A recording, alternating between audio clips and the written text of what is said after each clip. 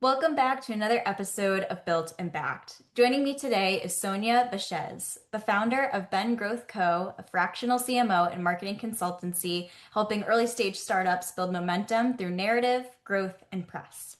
She specializes in taking companies from zero to their first major milestones, whether that's landing enterprise deals, raising capitals, or driving viral product launches.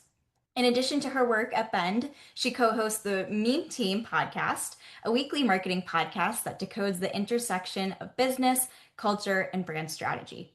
Sonia, welcome to the show. Hi, thank you for having me. Thank you for being here. After knowing you for probably a year and a half now at this point, Yeah. say, I feel like it's going to be so fun to have you on the show and share everything that you're doing. And so that's where I'd love to start is have you share more about who you are and what you do. Yeah. Gosh, where to start? So I've been working with startups for almost 10 years now. Before that, I worked at like Ernst and Young. I did, a stint at the Hillary campaign in 2016, and then worked for an ebook publisher as well. And then finally moved into doing like freelance fractional work for authors, building up their profiles, their email lists, and content creation. And then from there, moved into startups who basically need similar similar things. um, so I've been doing the fractional work for the past year and a half after having been at a VC-backed startup, Atmos, for 4 years. Feel like I had to do everything there. It's like learn how to do press, do all like the initial setup of like, foundational marketing things like social media, content creation, emails, partnerships, webinars, events, pretty much ran the gamut of everything marketing, and then moved into the fractional work at Bend Growth. And then I recently launched Yapping as a Service, which is one kind of like productized product that allows me to quickly create content, mostly like email newsletters and video content based on interviewing the founder and like what's happening within the company through like product updates, any internal news that's happening.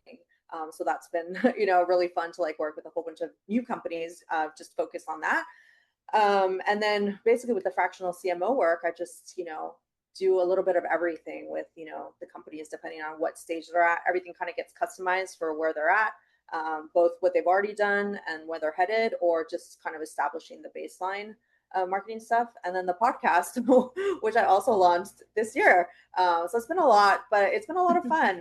The podcast just kind of, I wanted to kind of, bring, pop culture and like show people what the marketing themes are as they're, learning about all these things that go viral. I feel like a lot of people think that marketing is useless or it's not necessary. And so this was kind of like a way to show what marketing is and how it feeds narratives, creates stories, and how it like um, uh, brings to the forefront like the things that like matter based on like how we talk about them. So Yeah. Oh my yeah, gosh. a lot of work, but a lot of fun. I was gonna say between Yapping as a Service, the fractional CMO, and Meme Team, you have like so many exciting things on your plate. And it's nice that I feel like all three of them, having personally know you, all tie within to like your strengths, like being able to Yeah. be on the pulse with marketing trends, being able to support founders and startups with their thought leadership and brand awareness and online presence and all of that stuff. So I think it's great that you're able to kind of have all those different interests that you tie together. Yeah, I mean, I think that's what makes this work for me. Is every day is different, Mhm. and I'm still learning so much, right? Like the main reason why I launched the podcast is I had so many ideas of like why startups and well, pretty much everybody should learn that like marketing is important, but you can't just like go and like educate them in like some boring way. Um, so and then also I at the time I just didn't have enough time to write. So I was like, okay, let me do a podcast because everybody's launching a podcast, right? But then also, um, it wasn't a strength of mine to speak in public or to speak in general. And that was something that I wanted to improve in myself. So I took that to be, as the opportunity to like do a new thing, and then also improve a skill of mine that I wanted to improve. And I feel like that's kind of what's kept this kind of growing for me. Similar thing happened actually with the press thing, right? Like I was full on, had always just done content and like marketing.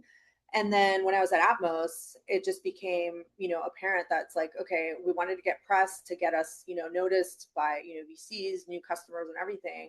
And it was like, we can either go the agency route, which, can cost like upward of like 15,000 just for like, basic, press release and like, yes, it can sometimes actually get you the press, but it doesn't always work that way.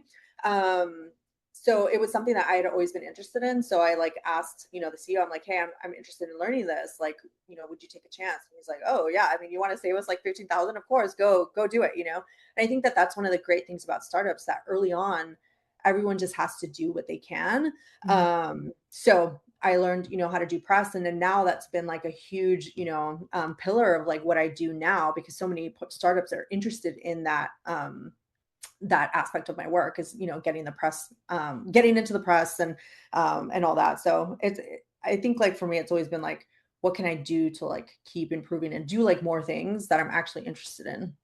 And I love that you shared that because I feel like that is something that everyone in tech can relate to, whether you're a founder, VC, or consultant, is like being able to kind of like force yourself to do the things that you're just not familiar with or not comfortable with in order to continue to improve. And so that's one thing that I'd love to hear your perspective on is like, how do, I guess, following my sign in the back, like get comfortable with the uncomfortable and like do the things that might feel overwhelming, but in the long run will benefit you or your company in some way.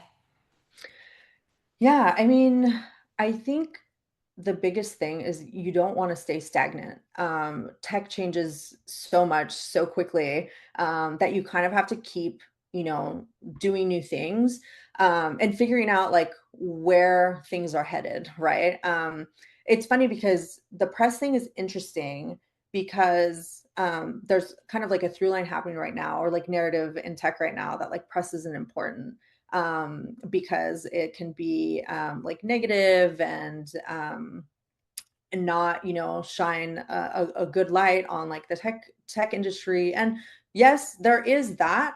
But there is no denying that if you are featured in one of the major like newspapers, even local newspapers where you're located, there's this level of legitimacy and trust that, comes with that, because people see you in something that they trust. Whether they trust everything that's being done by the newspaper is a different situation, but being featured by them in general, still kind of gives you that legitimacy. And then we've also seen this like huge movement of like, TVPN and sorcery, these like new outlets within tech that are changing that narrative. I mean, we just saw yesterday that Satya Nadella from Microsoft announced this like huge thing on TVPN instead of going onto like CNN or CNBC, where he would have gone before, right? So the fact that like even within tech, that's all changing and we're bringing back our own types of like news sources, means that you have to pay attention to this, right? And if you hadn't had a press strategy, like now you're kind of, 3 steps behind the folks that like were paying attention, right? And that know that those are the places that you want to go to. So I think just always paying attention to like what's happening within tech. I like, I say you kind of have to be on Twitter to like, see what's like happening there, see what people are talking about. That's what I think is so important right now with a lot of like startups and what they can be doing marketing wise is, where are your customers? What are they talking about? How can you bring the attention back based on the things that they're talking about? Because there's so many small like niches of topics that like if you're not like listening to them on social media, like you're gonna find it very hard to talk to them in like the language they want, or for them to even like learn about you. So that's like a huge reason why you kind of have to like, stay on top of everything that's happening, because like not everything, obviously you can't stay on top of everything, but that's why you hire somebody that does, Exactly. yeah. for us chronically online people, I seriously. know, right? But but it is true of just like seeing what's going on, what's happening, and being able to understand those trends and being able to then tie that back to your own startup. And Mhm. so that's one thing I'd love to ask you is like for the early stage startups who probably don't have any type of marketing and comms strategy or plan and don't even know where to start, what advice do you have for them for just getting started? Like, what are some things you'd say are the non-negotiables that they should be focusing on and building out? Yeah. So the first thing I'd say is what your positioning and like messaging is. You have to figure out like how you're comparing yourself and placing yourself amongst your competitors so that when you speak to your customers, they immediately understand what it is that you do.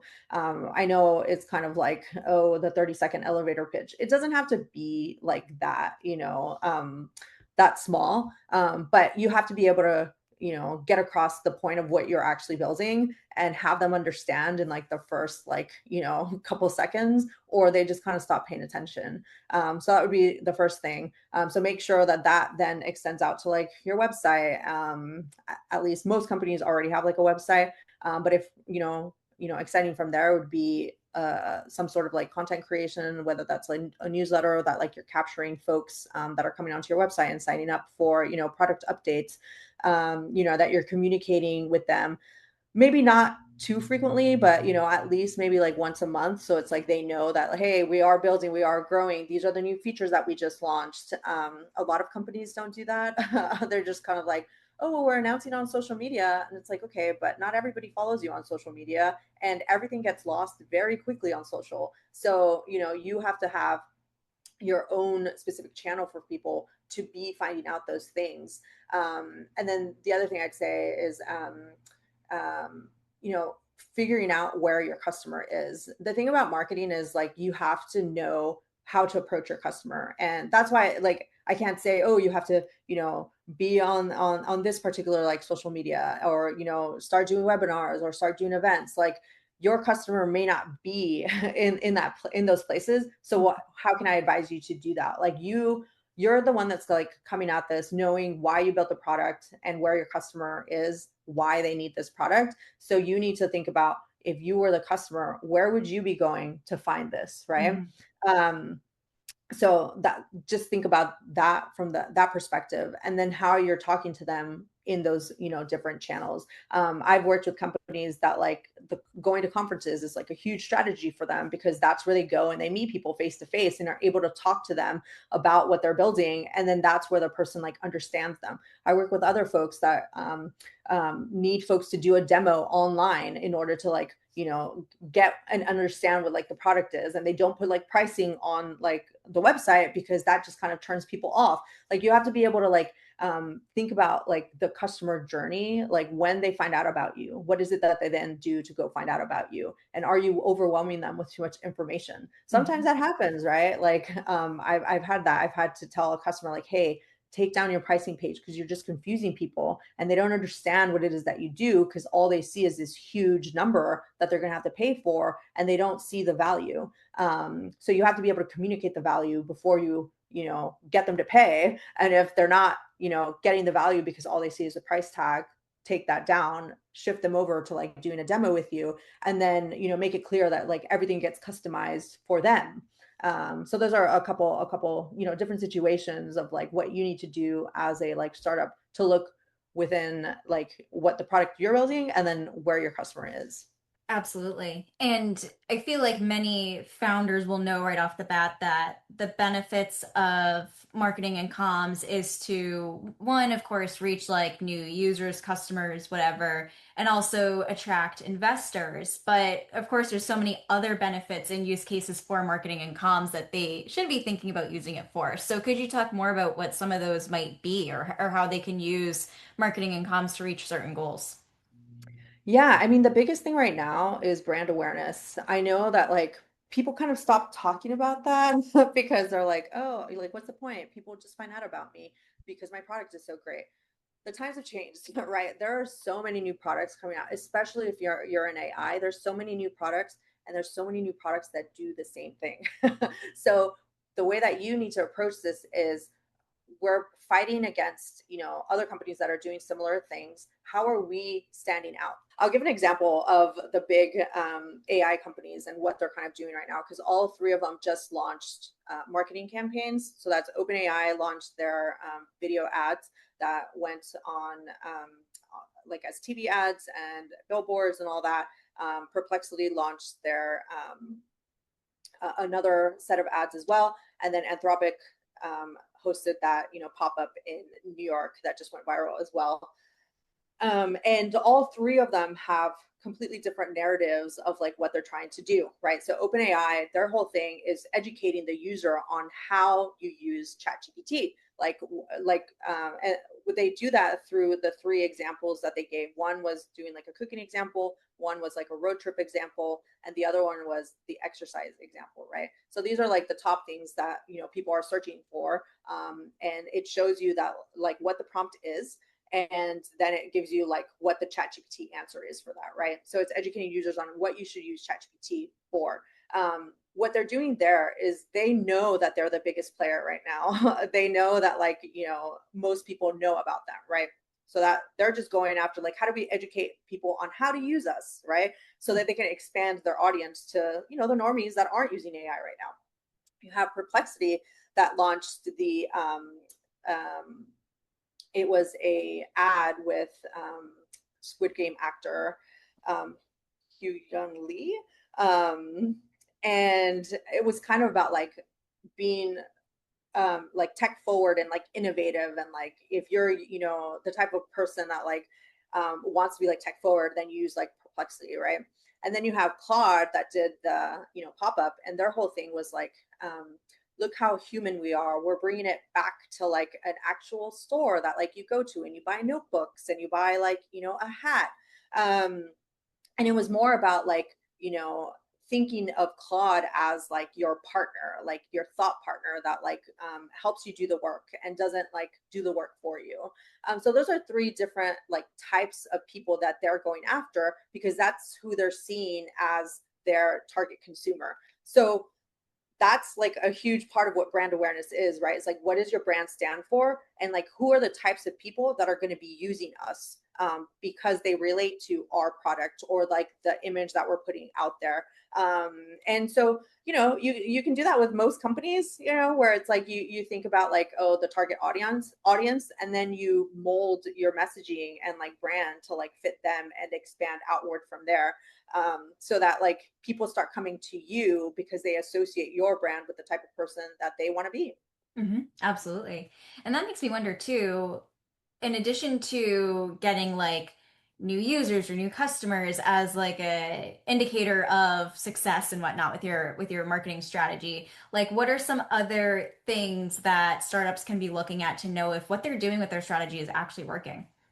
Yeah. So a huge thing here is fundraising, right? For startups. A lot of them think like, oh, I don't really have to be doing much like, press or, connecting with like, customers or investors until I'm actually fundraising. That's like the furthest thing for like the truth. Like you constantly need to be showing progress, that you're growing, that you're building, so that investors will come to you instead of you coming to them. Think about it this way. It's like, it's easier for, you to be able to raise once you've already kind of shown progress and you've already shown up on their timeline or in their zeitgeist, right? Right now, one of the biggest ways to show that like you're in the know and that you're growing is to show up on TBPN, right? So if you're announcing something, you want to try to optimize to be there, or Upstarts Media by Alex Conrad, right? These are all like new like tech journals that have just popped up, that it's more beneficial to kind of show up there than it is to show up in TechCrunch. Though obviously the TechCrunch release is also good as well. But you don't also want to approach these like journalists when you have news and you need it to come like immediately, right? Like for them, it's like they'd rather know that like, you're growing and you're showing progress. Like you can come to them and approach them with different stories, right? Like maybe there's a new trend that you've learned about within like your own customer base right now that like is an interesting story. well, what's happening in the narrative in the news right now that makes it interesting, and that you can go talk to them about this thing, like about the trend, or what's happening. Like, it's not just that you only approach journalists when you have like fundraising news to like talk about, right? Mhm. Especially because not a lot of people even pay attention to the fundraising as much as they used to. It's good to have, obviously, because you want it to announce it, but these days, like, you just want to have a more like steady line of like appearing in the news, and one of those ways is to like get quoted, because like you have something like interesting to say about what's happening in that industry, and that happens because like you're constantly talking to like journalists and being like, hey, here's this new thing that's like happening, and so the way to kind of like do that is to think about what's happening internally, and then what's happening externally, like what's happening in the news. Like, one of the ways that I've seen that happen is through like Flexport, right? Their CEO is like out there talking about what's happening on like the ports in like Long Beach, with tariffs and everything that's happening politically, and then putting it in the context of like how it affects the products that are being put out there, the pricing of what's happening, startups, and like automation, and like how we're trying to like build for the future, and that's getting like it's not being made easy because of the repercussions to these like new policies that are being set in place. So he's kind of established himself as a thought leader in that space. So think about within your own industry how you can be a thought leader to talk about like the different through lines, or like things that are happening in your industry that don't necessarily have anything to do with like your company, right? Like, it's not important for your company to be named each time, like, hey, this company does XYZ, but you're still coming out there and you're showing that like our CEO knows what he's doing, knows what he's talking about. Like, I've seen actually Ramp just announced today, like where people are investing in their marketing budgets. So they're kind of putting together they put together a like white paper that shows the data of like what they're seeing from their customers, obviously not showing any specific companies or like their data, but it's showing like the trends through it, right? So it's like they're establishing themselves as the thought leaders in this space of like what people are spending on. And that's like something that they're doing internally, right? With their own data team. We saw that with Uber. We saw that with Airbnb. Like, all these companies have found like new ways to like use what's happening internally and then shift the narrative in the direction that they wanted to. Actually, another example that reminds me of is Open Door. So we've seen them a lot in the news recently because they're going through like CEO shifts and all that. But one of the ways that they kind of jumped into the spotlight was by creating content.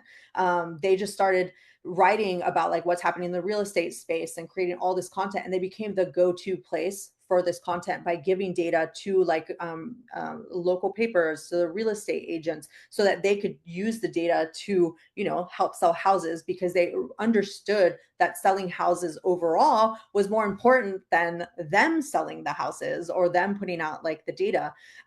So that's something to think about there, where it's like, how are you helping to raise the entire industry as opposed to just your company? Yeah. And that's like, I feel like you, first of all, just covered so much good ground of I like know. tangible examples that Yeah. these startups can really take and think about how they can apply to their own situations. But it also makes me wonder too, is like, what are the things that you think that startups are doing that's like a mistake? Like, so it's something that they're doing that's wrong, or maybe something that they're just not doing that's a missed opportunity that they really need to jump on. Um, okay, so a huge thing right now that's happening that's annoying me is rage baiting, using rage bait as like marketing. We've seen that recently with Friend AI. We've seen it with Cooley. We've seen it with a bunch of other companies that I can't remember, but those are the two main examples that we've seen recently. And the whole idea there is that any press is good press. And it seems to be working for them. The problem that I have with them, with Friend AI, let's talk on that one for a little bit right now, is um, they paid, I think it was like $1 million to blanket West Forest Station in New York City, and then they paid 500,000 to put billboards and, bus ads here in LA. And so that's like $1.5 million that they've raised that they then spent on, marketing, right? Yeah. But then when you look at the reviews to the product, people hate it. And like even the people within tech that like genuinely want to like the product are, coming on Twitter and saying, well, I tried it out and I hate it. Or I saw one that he's like, I took it apart and I'm just gonna like, keep the pieces for like an art project or something. And it's like, instead of spending $1.5 million on marketing, why aren't you spending that money on the product and fixing it in order to make it inevitable, and similar thing happened with Cluely, where their whole brand was like, it's the cheating software. We're going to help you, get ahead by cheating. And for me, it's just like, is that really the world we want to live in, where the message is that should cheat to get ahead?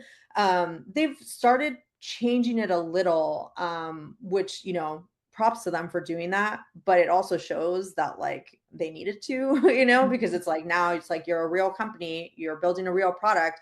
You're not just going to attract people by pissing them off, so now it's become more of like a sales enterprise software that, helps you cheat by giving you information that's like out there. So it's a clever way to like change what the product was going to be, which is to help you cheat on like your engineering interviews, to like help you cheat on like your sales calls, right? Because it gives you the information that, the person like wants or like is asking of you like in real time, as opposed to you having to, go away and then come back to them with like the information, like an email or something later. Yeah. So that's like a thing where it's like, I think that rage baiting and rage marketing is like not the best way to get customers, because you're just kind of, yes, you're, getting attention, but at what cost, right? And I'll Yeah. put this up against what happened with Ramp 2 weeks ago, when they did the glass box, and like Kevin from the office as like the accountant was hired as like their CFO, and he spent all day like working as like the CFO to like, go through expense reports. And I think what was really successful about that was that it was like a happy, wholesome thing that like happened. It ended up getting them so much attention across, tech, like everyone heard about it. So many people were outside watching it happen in real time. And I'm sure that they've, brought a whole bunch of like, new customers and like deals, not just because they did that, but because they now raised their brand awareness to such a level that people not only have now heard of the company, but know what they do, because it Yeah. was like what they built, and what the marketing campaign was, made it so obvious what the product actually does, right? Mhm. So I think that's like where people should be heading, like thinking outside the box of like, how can you spend your marketing budget, especially if you have money, right? And what I liked about the Ramp thing, beyond just like it being happy and wholesome and like a fun experience that like, everybody liked, was that they could have spent that budget on something obvious like a Super Bowl ad, right? Which it probably would have cost the same amount. But a Super Bowl ad is like what, 30 seconds, and you kind of get to announce, hey, we, made an ad for like the Super Bowl. Instead, they spent it on paying for the actor, paying for like the office that he's in, paying for like everything that was in there, and have probably gotten more brand awareness from that than if they had just done like the obvious thing of doing like a Super Bowl ad. So like these are ways that like companies should be thinking about how they can talk about their brand and like their product in like a fun, unique way. Same thing with Anthropic's like pop-up store, where it's like people were asking, it's like, well, what's the point? Well, it's like the point is to get the attention and to like let people know how the brand stands differently from OpenAI and Perplexity. So Yeah. those are the things that like the smart marketers are thinking about. Like think outside what you can be doing, or like the normal things that people do. The other thing with Ramp, it's a fintech company, right? Most fintech companies, what they focus on is like with your privacy and your security, because it's like, oh, that's what you want from your from your fintech companies. And it's like, yes, Yeah. it is. But if I have the option to work with all these companies, I'm going to go with the brand that's like fun and like, do something like cool. And a lot of customers have a similar thought process, right? Those are the companies they want to work for, the ones that like make them feel like, I'm working with like a cool company, and that I like their vibes. So Yeah. those are two, what not to do and what to do. Yeah, great suggestions there. And I am curious to hear your answer to this, but if you could give a shout out to one person or company that's in tech that's doing something cool right now, whether it's a startup, VC, consultant, community builder, whoever, who would you give that shout out to and why are they inspiring you or why are you admiring what they're working on? Yeah, I mean the biggest one was Ramp, because that was like just so different from like what people expect. I also think, yeah, the guys at TBPN are, killing it right now, right? Like it's been 1 year, I think, since they launched, and they've gotten like they've gotten this scoop with like Microsoft. Most companies know that that's kind of where you want to go and announce like any news that's like happening. They do this like every day, right? So they're constantly putting out that content.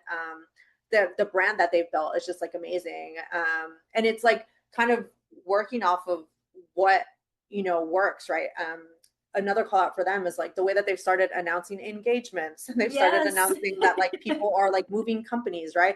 Like that's such a smart way to do it, because it's like um they do it in sports. Like, why not? That's already what they're trying to emulate, right? Is like Hmm. ESPN. So they became TBPN, and now we're announcing where people are like moving to. And I think it adds such like fun and whimsy to like an industry that lacks that a lot. Totally. Like there's a huge reason why there's such like bad vibes coming from them. AI being like, one. I mean, we hear every day that like there are layoffs, and then that AI is going to take your job, and all these things. And it's like, well, not all tech has to be like that, right? Like let's highlight the stories of where people are like really innovating and like building rockets, and like where they're building new things that like don't exist, like the robot that was just announced yesterday, right? Like, Hmm. I mean, I welcome a robot that will come and do laundry for me, like Seriously. that's where we want, tech and innovation to be going. Like we just heard that the COVID vaccine helped to like bring down the cases of cancer, or like help to like mitigate how much cancer was affecting the folks that got the vaccination. And like that's the stuff that inspires me about what tech can be doing. Like Hmm. we're improving people's lives, we're fixing problems that like people have, and like it doesn't all have to be, another like SaaS product, right? Like that's the huge joke. Like, oh, why are we building another like SaaS product? But there's a lot of companies building real hardware and real software that's like affecting people's lives. And like we should care about that, and we should be promoting that and wanting it to succeed, so that all of tech succeeds. So those are like the things. I love it. Sonia, this has been such a good episode, like of just so many amazing, one, like I shared, tangible examples you've shared of startups and people in tech who are really doing monumental things with their marketing and comms that others can learn from. But two, even just like more general marketing and comms tips that these startups and VCs can really think about as they focus on brand awareness and really taking things to the next level. And so, with that being said, I'd love for you to share with our listeners where they can find you online in case they'd like to connect and learn more. Yeah, definitely. So I'm on Twitter and LinkedIn. Follow me at Sonia Baschez, and then come listen to the podcast where this is all I talk about, is like all these marketing examples that like reach, this virality, and like why it matters, and like what companies can do to learn from them, so they can kind of do the same thing for their own companies. And so that's the Meme Team podcast, across all spaces. You can go to memeteampodcast.com, or follow us on YouTube at Meme Team Pod, or on Spotify at Meme Team Podcast. Amazing. And I'll include all those links in the show notes that our listeners can easily find you from there. But thank you so much again for coming on this week's episode. Yeah, thank you. Bye, everyone.